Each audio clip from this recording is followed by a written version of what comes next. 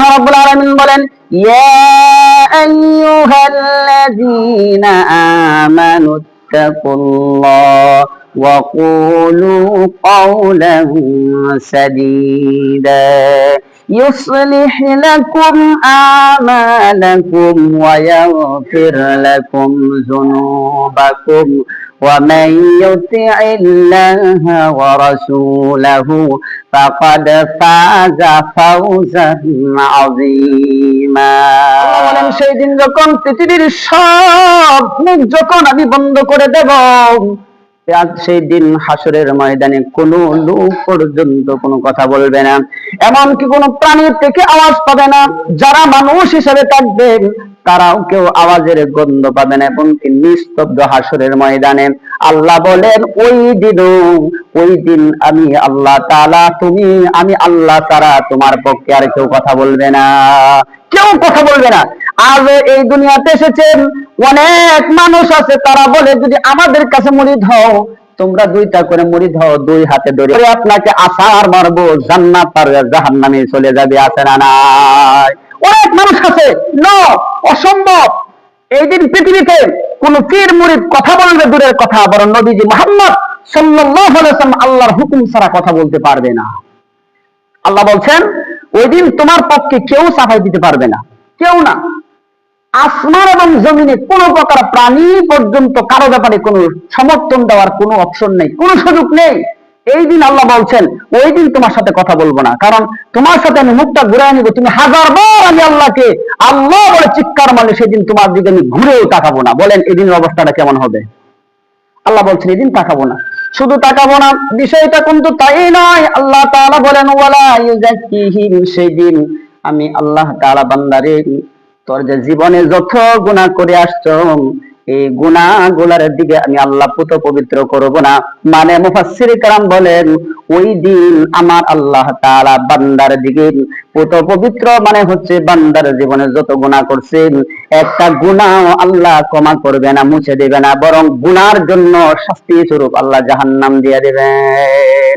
শুধু তাই নয়, কেমন আযাব দিবেন আল্লাহ রাব্বুল আলামিন বলেন, আযাবটা কেমন হবে শোনো। ওয়ালাহুম আযাবুন আলীম, আমি তোমাদের কেমন ভাবে পাকড়াও করব, এমন আযাব তোমাকে দেব, এমন কষ্টদায়ক যন্ত্রণাদায়ক আযাব তোমারে দেব যা তুমি কল্পনাও করতে পারো না। তার মানে এক নম্বর হচ্ছে আমরা কোরআনের কোন আয়াত কোন শব্দকে গোপন করব না। আমরা জানি যে আমরা একটি দলকে পৃথিবীতে আমরা কাফের বলে চিৎকার মারি, যেন বলি যে ওদেরকে কাফের বলেন, কাদিয়ানীদেরকে কাফের বলেন। কাদিয়ানীরা সমস্ত কোরআন মানে, তারাও হজের বিধান মানে, তারাও যাকাতের বিধান মানে, তারাও আল্লাহর দুনিয়াতে আল্লাহর আইন কায়েম তারাও মানে, কিন্তু তারা মানে নাকি? মানে না শুধু একটা যে আমাদের নবী শেষ নবী, এরা ওইটা মানতে রাজি না। তিনটা হরফ মানে না, কফ ত মিম, এই তিন হরফ মানে না, শেষ নবী মানে না, যার কারণে তাদেরকে আমরা কাফের বলি। আর যে সমস্ত উলামায়ে কেরাম কোরআনুল কারীমের 600 আয়াতকে অস্বীকার করে বলেন, তারা কি করে মুসলমান হয়? কি করে মুসলমান হয়? এই জন্য আল্লাহ বলছেন যারা এটা গোপন করবে তাদের জন্য এই শাস্তি আছে। এই জন্য আমাদের উচিত কোরআনে যা আছে সব বর্ণনা করা। তাহলে আমরা 14 প্রকার মানুষের সাথে আল্লাহ কথা বলবে না, তাদেরকে পুত পবিত্র করবে না, মানে গুনাহ মাফও করবে না। এর মধ্যে 2 প্রকার হলো আলেমদের মধ্যে থেকে। 1 নাম্বার যে কোরআনের আয়াতকে গোপন করবে, কোরআনের সঠিক নির্যাস সম্পূর্ণ আলোচনা তুলে ধরবে না।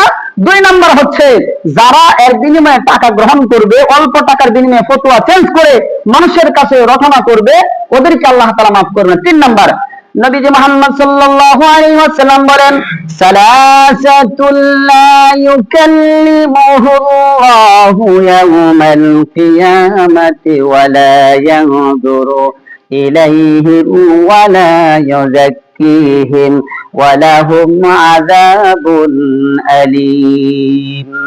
শাইখুজ জানিম ওয়া মালিকু কাযযাবু ওয়া আইদু মুস্তাকবির। নবীজি বলেন 4 নম্বরে ওই সমস্ত মানুষদের সাথে কথা বলবে না যারা বৃদ্ধ বয়সে জিনা করে, শাইখুজ জান, তাদের সাথে আল্লাহ কথা বলবে না, তাদের গুনাহ মাফ করবে না। আল্লাহ তাদেরকে হাসরের দিনে আল্লাহ তাদেরকে পাকড়াও করবেন যারা বৃদ্ধ বয়সে জিনা করে।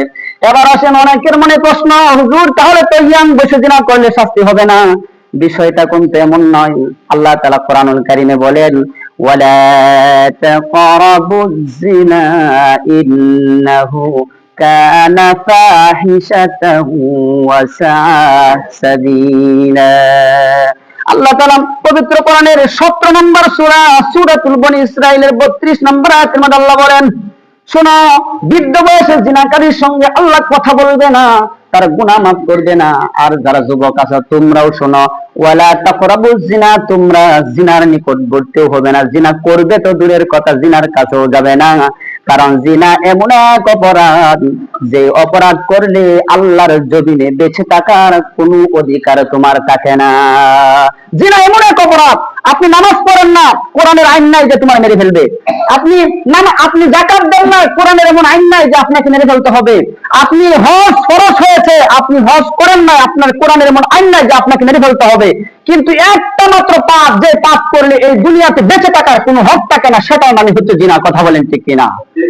আমার আলোচনার মূল মাকসাদ এদিকে নয়, আপনি জেনে রাখবেন, জিনা, রাসূল সাল্লাল্লাহু আলাইহি ওয়াসাল্লাম বলছেন, এই জিনাকারীদের ভিতরে যারা বৃদ্ধ বয়সে জিনা করে, এমনও দেখবেন চরিত্রহীন মানুষ আছে, জীবন বড় জিনা করেছে, বুড়া বয়সে জিনা করে। কথা বলেন ঠিক কিনা? এই জিনাকারীদের রাসূল সাল্লাল্লাহু আলাইহি ওয়াসাল্লাম বলতে শাইতুল জান, তাদের সাথে কিয়ামতের দিন আল্লাহ তাআলা এমন রাগান্বিত হবে যে তাদের থেকে লা ইয়ানজুরু, আল্লাহ তাদের দিকে তাকাবে না, ওয়া ইউযাক্কিহিম, তাদের গুনাহগুলো আল্লাহ ক্ষমা করবে না, লাহুম আযাবুন আলীম, আল্লাহ বলছেন তাদেরকে এমন ভাবে পাকড়াও করব, সেই পাকড়াওয়ের চিন্তা যদি তারা করতো, তাহলে দুনিয়ায় চলাফেরাটা তাদের জন্য কষ্টদায়ক হতো। এবার বলেন, যারা বৃদ্ধ বয়সে জিনা করে, 3 নম্বর। 4 নম্বর হচ্ছে আল্লাহ রাসূল সাল্লাল্লাহু আলাইহি ওয়াসাল্লাম বলেন, ওয়া মালিকুন কাযাব, যারা মিথ্যাবাদী। আমরা যারা এখানে আসি, আমরা তো সারা জীবন হয়তো মিথ্যা করি না, ঠিক না? আমরা এমন লোক এখানে আসি, জীবনও কোনোদিন মিথ্যা করি না, মিথ্যা দাঁড়াতেও যায় না। কিন্তু আসলে একটি জিনিস জানেন, মিথ্যা কথা, মিথ্যা সাক্ষ্য দেওয়া, মিথ্যার পক্ষে দেওয়া, এটা কত বড় অপরাধ। এটাকে আপনাকে আমি এই স্বল্প সময়ে চিরিয়া বুঝাবো। শুধু মিথ্যার উপর যদি আপনি বুঝাইতে চাই, রাসূল সাল্লাল্লাহু আলাইহি ওয়াসাল্লাম বলেন, একজন মিথ্যাবাদী সাক্ষী, মিথ্যাবাদী শাসক, মিথ্যাবাদী মানুষ আল্লাহ তাআলা কিয়ামতের দিন এই কঠিন ময়দানে আল্লাহ তাআলা ওই বান্দার দিকে তাকাবেও না, তার গুনাহ মাফ করবে না, তাদের জন্য যন্ত্রণাদায়ক শাস্তি আছে না নাই? বলেন, আল্লাহর কথা কি মিথ্যা? একটু জোরে বলেন তো, আল্লাহর কথা কি মিথ্যা? আল্লাহর কথা মিথ্যা নয়, বরং আল্লাহ বলছেন, নবী যে সাক্ষ্য দিচ্ছেন, নবীজি বলছেন হ্যাঁ 100% সঠিক। তাহলে আমরা 5 নম্বর কাজ হলো, আজকে থেকে আমরা ওয়াদা নিব, আমরা কখনো মিথ্যা কথা বলবো না। ইনশাআল্লাহ মিথ্যা কথা বলবেন। দেখেন কোরআনুল কারীমে সুন্দর একটা ভাষায় আল্লাহ ব্যবহার করছেন। আল্লাহ তাআলা বলছেন, শোনো, তোমরা মিথ্যা কথা বলবা দূরের কথা, যারা ঈমান আনছো, ইয়া আইয়ুহাল্লাযীনা আমানু, হে ঈমানদারগণ, ইত্তাকুল্লাহ, ভয় করবেন কারে? বলেন, ভয় করবেন কারে? আল্লাহ বলছেন, তারপর ওয়াকুলু কওলান সাদীদা, আল্লাহ বলছেন মিথ্যা কথা বলবে না, বরং বলবে কি? ওয়াকালা কওলান সাদীদা, তোমরা সদা সর্বদা সত্যের উপর থাকবে। কথা বলেন ঠিক কিনা? মিথ্যা কথা বলে 100 বছর বেঁচে থেকে লাভ নেই, বরং সত্যের উপর থেকে আরেকজন নিঃসত্য, একজন মিথ্যাবাদী থেকে বাঁচাবার জন্য আরেকজনের সত্যের সাক্ষ্য দিয়ে নিজের জীবন দিবেন, শহীদ হবেন। কথা বলেন ঠিক কিনা? এই জীবনের দাম আছে। আল্লাহ বলছেন যে তোমরা ইমানদার, যারা ইমান এনেছ, তাকওয়া অবলম্বন করো, আমি আল্লাহকে কেবলমাত্র ভয় বলে স্বীকার করো, তোমরা কথা বলবে, ওয়াকুলু কওলান সাদীদা, তোমরাই সদা সর্বদাই সত্য কথা বলবে। বরং সত্য কথা বলার দরকার আছে না নাই? বলেন তো, একটু সত্য কথা বলার দরকার আছে না নাই? তাহলে আমাদের সত্যবাদী হতে হবে। আমরা জীবন যাবে কারো ব্যাপারে মিথ্যা বলবো না। কে গোসা হবে, কে আপনার প্রতি রাগান্বিত হবে, কে খুশি হবে, এটা মুখের দিকে তাকাবেন না, তাকাবেন কার দিকে? বলেন, তাকাবেন কার দিকে? আপনি ভাবতেছেন যে ঠিক আছেন, তার সামনে বলবো না, গোপনে বলে ফেলবো, আপনার জবানের ব্যাপারটা কি আপনি জানেন? আল্লাহ তাআলা কোরআনুল কারীমের ভিতরে আল্লাহ তাআলা অন্য জায়গায় বলেন, আল্লাহ রাব্বুল আলামিন সূরাতুল কাফের 50 নম্বর আয়াতে আল্লাহ রাব্বুল আলামিন নিখুঁতভাবে জানায়া দেন, বান্দার জীবনে এমন কোন কথা নাই বান্দা বলতে পারে না যে কথা বলার সঙ্গে সঙ্গে ফেরেশতারা রেকর্ড করে না। বান্দা যা বলে, ভালো বলো মন্দ বলো, সবকিছু রেকর্ড করেন একজন, বলেন উনি কে? আল্লাহ তাআলার হুকুমে। আমি একদিনকে আলোচনা করেছিলাম যে আমরা একটা সিসি ক্যামেরা থাকলে আমরা ভয়ে চুরি করতে চাই না। সামনে একটা জ্বলন্ত কোনো জিনিস, প্রয়োজনীয় জিনিস থাকলেও আমরা এটাকে নিতে চাই না। কেন? আমার চেহারা দেখা যাবে, আমাকে ধরবে। কিন্তু আপনাকে তো আল্লাহ সতর্ক করে দিয়েছেন যে আপনার সাথে ওয়াল টাইম সিসি ক্যামেরা ফিট করা আছে। তাহলে আপনি এই সাধারণ একটা সিসি ক্যামেরা 1 মাস পরে আপনার ফুটেজ থাকবে না, এই সিসি ক্যামেরায় ভয় পাচ্ছেন, আর আল্লাহ তাআলা এমন সিসি ক্যামেরা ফিট করে দিচ্ছেন সারা জীবন যাবে, কোনোদিন এই ক্যামেরার ফিলাপ হবে না, আর এটা মোছাবার কোনো সুযোগ নাই। বলেন এই আল্লাহ পাকের এই সিসি ক্যামেরার ভয় করা দরকার আছে না? তাহলে এই ভয় যদি করতে হয় তাহলে অবশ্যই আমরা মিথ্যাবাদী হতে পারি না, মিথ্যাবাদী শাসক হতে পারি না, এবং কারো প্রতি জুলুম করে মিথ্যার উপর আমরা কি করতে পারি না, আমরা দলিল দিয়ে মিথ্যার উপর বিচার করে আমরা একজন সত্যবাদীর উপর বিচার চাপিয়ে দিতে পারি না। কথা বলেন ঠিক কিনা? 5 নম্বর হচ্ছে অহংকারী দারিদ্র। অনেক লোক আছে ওয়াইলুন মুস্তাগফিরুন, মানুষের মধ্যে কিছু লোক আছে অহংকারী দরিদ্র। অহংকারী দরিদ্র দেখবেন বর্তমান সময়ে, দেখবেন ফকিরে যদি আপনি 5 টাকা দেন, আপনি ঢাকা যাবেন, ফকিরে হাত পাচ্ছে 5 টাকা দিলে আপনার টাকা আপনার ইরে মারবে, 5 টাকার এখন ভিক্ষা আছে নাকি? 5 টাকার ভিক্ষা আছে নাকি? কিন্তু এই যে ধাম্বিক অহংকারী দরিদ্র, আল্লাহ তাআলা বলছেন, নবী মুহাম্মদ সাল্লাল্লাহু আলাইহি সাল্লাম হাদিসে ঘোষণা দিচ্ছেন, যে ব্যক্তি অহংকারী দরিদ্রের মধ্যে যে অহংকার পোষণ করবে, আল্লাহ তাআলা তাকেও তার দিকে আল্লাহ তাআলা টাকা দেও না, তার গুনাহ মাফ করবে না, তাকে আল্লাহ জান্নাতও দিবে না। এবং রাব্বুল আলামিন বলেন, তোমরা কি মনে করেছো, কি নিয়ে তোমরা অহংকার করবেন? তোমার ঢাকা 2টা বাড়ি হয়েছে, সখীপুর তোমার বাস স্ট্যান্ডে 2টা বাড়ি হয়েছে, তুমি অনেক টাকার মালিক, তুমি নিজেকে অহংকারী মনে করো, মাটির মধ্যে পা রাখো, মনে হয় তুমি মাটিকে আঘাত করে মাটিটাকে সরাইয়া দেবে। আল্লাহ তাআলা বলেন, না না, তুমি যতই ধনী হও, আমার মাটির মধ্যে যখন তুমি দাম্ভিকতা নিয়ে অহংকার নিয়ে যখন মাটির মধ্যে জুড়ে চাপ মারবে, বরং আমার মাটির কিছু হবে না, বরং তুমি উষ্ঠা দিয়ে দেখো, জুড়ে লাভ দিয়ে দেখো, তোমার পা থেকে রক্ত বের হবে, কিন্তু আমার জমিনের এক বিন্দু সরাইয়া দিতে পারবে না। ঠিক না বলেন? কেউ কি পারবেন? যতই অহংকারী করেন, মাটির উপরে জুড়ে চাপ মারে মাটি কয় হাত দাবাইবেন, আপনি কয় হাত নিচে নিবেন, এই ক্ষমতা কারো আছে? বরং আল্লাহ বলছেন, না, তোমরা অহংকার করো না, কারণ যে ব্যক্তি অহংকারী করে আমি আল্লাহ তাদেরকে পছন্দ করি না, আল্লাহ আমি ভালোবাসি না। তা আল্লাহ যদি পছন্দ কাউকে না করে, বুঝেন অবস্থাটা কেমন হবে? বাকিটা আপনারা বুঝে নিন যে অবস্থাটা কি হবে।